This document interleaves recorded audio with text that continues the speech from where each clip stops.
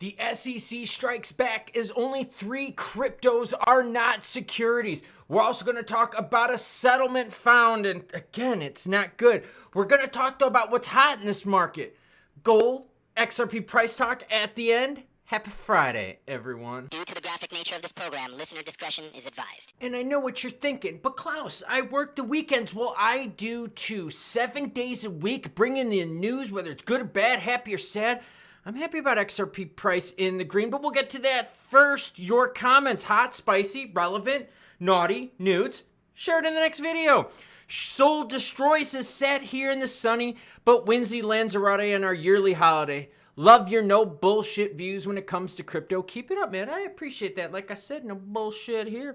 VR Fanatic, always a fan of the Fanatic. VR Fanatic says, wine 'em, dine 'em, 69 kind of night, Klaus. It might be. It depends on what time my wife gets off from work and if she's tired. Or if she's tired after.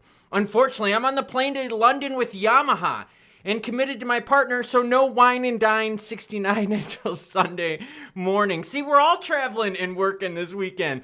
NF 1169, gotta love it, everyone. And ETF does nothing in reality. Just symbolically good for mainstream adoption. Anyone who wants BTC, ETH, or XRP can buy anytime they wish, and ETF packaging does toning for the price, and it makes weekend action really boring. We noticed that with Bitcoin. As soon as the ETFs kind of took hold, it really turned into almost like traditional finance hours. This is kind of shitty, and a lot of us worked this weekend. Bitcoin's sitting at 59,496, while ETH is 2402, BNB is at 551, getting close to 6 hundo. XRP, as I showed you earlier, is at 57 cents, while TON is clawing its way back.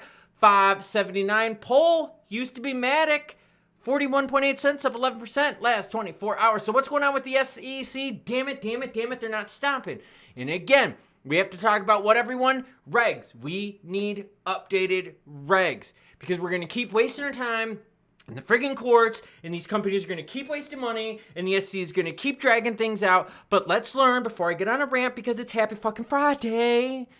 Kraken seeks jury trial in SEC suit over unregistered exchange. Kraken operated an unregistered exchange and listed digital assets that the SEC considers security. In November of 2023, the SEC initiated legal proceedings against Kraken, accusing the exchange of operating without proper registration. The SEC's complaint asserts that several digital assets listed, including SOL, ADA, Algo, qualify as securities under law. I thought, though, there had to be an expectation of profit, and if ADA is listed, then isn't there no expectation of profit? Oh, come on, that was pretty funny. Chang Hardfork didn't do a damn thing, everyone. But bringing this up, because this is a really, really cool article, and all these articles are listed in the description below. It's got everything, like the steps, the dates, market impact. It's actually a really well-written article.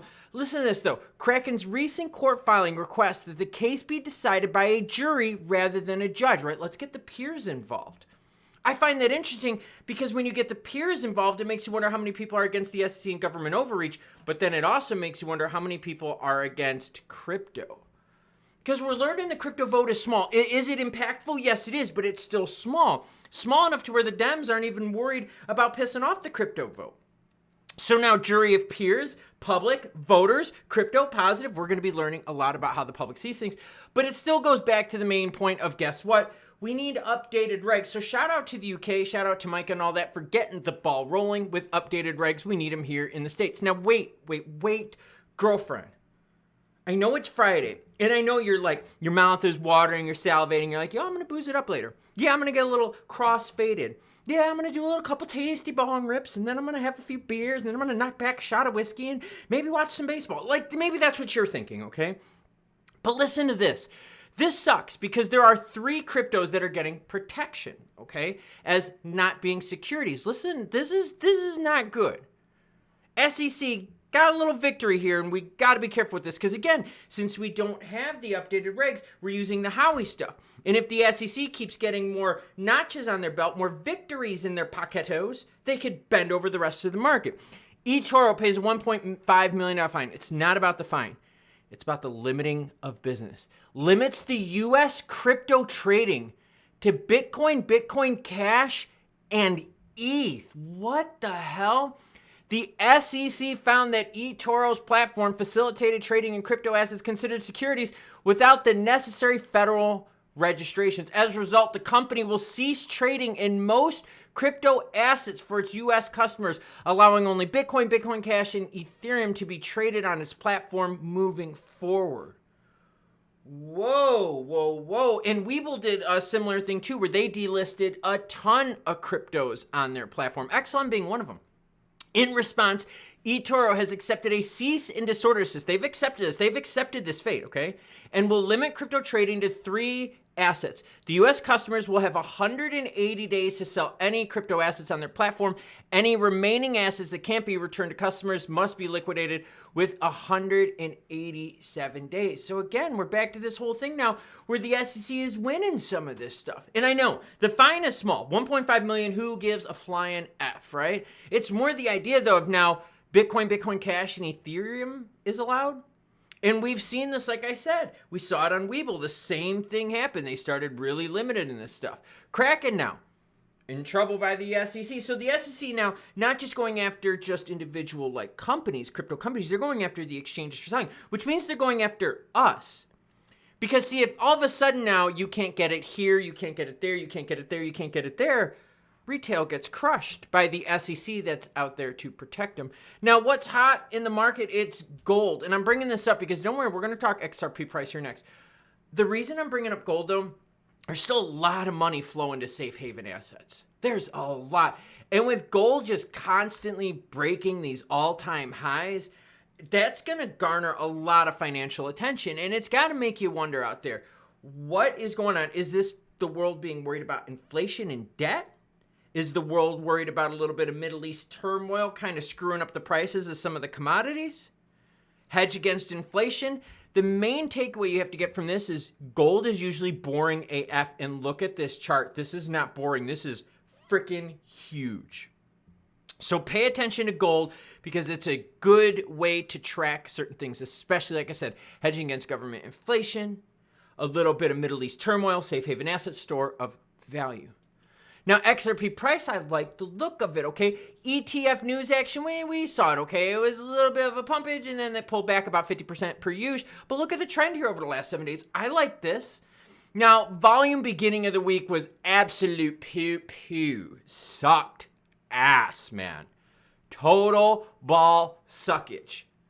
But then when the ETF news came in, all of a sudden, boom, volume really picked up. In fact, last 24 hours, volume 1.58. Before that, 900 million, 700 million, 800 million, 821 million. After it, 100.63 billion. So really good. So the ETF news, and I get it, ETF's big nothing burger. We look at the market, we sit here and we go, okay, ETH ETF, meh. BTC ETF, it's a little boring. Let's be real here. Weekends used to be a little bit of fun with crypto pumps and dumps, and now it's kind of during regular business hours, kind of sucks ass. So XRP ETF, though, the good news is it brought some volume to XRP. And with that volume, with that news came a good 8% pump, and we're pushing our way back up. But it's going against the headwind of why people are running into gold. And the gold market can swallow crypto market by like 100-fold, 1,000-fold. It's just way bigger. So you've got this massive audience out there going into safe haven, while this other audience, right, is still going into risky crypto assets. Now, in terms of XRP, I am happy about this because when we zoom out just a little bit, let's do this. Let's go to the one-day candlestick here, and let's zoom in just a little bit. All right, Torres action. You see this right here? We're still down from the Torres action. The Torres action that we got, remember, got us to 64 cents. So we're still below that. But we're pushing our way back on up. And for those of you out there that were able to stack under 50, well done. That has proven to be a good move as you're anywhere from 15 to 18% up on the action. Well done. Are there buying opportunities out there? Yeah, of course. We've seen there's been plenty of sell-offs. There's plenty of good pumps here too for the short term. Stackers, I don't know. Are you stacking at 57 cents? Probably not. Most of you told me in the comments that you love stacking below 50. And baby, if it gets under 45, you start pulling out the dry powder. So we're going to end the video like this. Bitch, but to have my money, but the problem is is why is she spending it on gold? Now this one is absolutely disgusting because it's a mix of several drinks because I have a mega rough workout tomorrow, so I have to like super hydrate. So it is like salty seawater tasting electrolyte energy drink with yohimbe and creatine and all sorts of other stuff in there. But anyways, you gotta wonder though, gold is pumping. Gold is the safe haven, like the super safe, the most boringest thing out there. Next to, oh, I can't make that joke. It's too early. But anyways, gold is starting to just get all-time high after all-time high after all-time high. Inflation is still really high. I did a video yesterday, I'll have it linked at the end of this, where I talked about inflation and compounding and what it is. So when you see the CPI data and it says 2.5, it doesn't mean that inflation is 2.5. That's 2.5 on the previous 12 months, on the previous 12 months, and the previous 12 months. When you add it all up, you're at like 20-something%. So is the world jumping in the gold to hedge the store of value play? And if so, what does this mean for the crypto assets, the risky assets like XRP? Well, I'll tell you what it means to the SEC. They're going after exchanges, which means they're going after people like you and me. Yeah, you can go after the Ripples out there. You can go after individual companies, I get it, but you really want to hamper crypto, you go after the exchanges.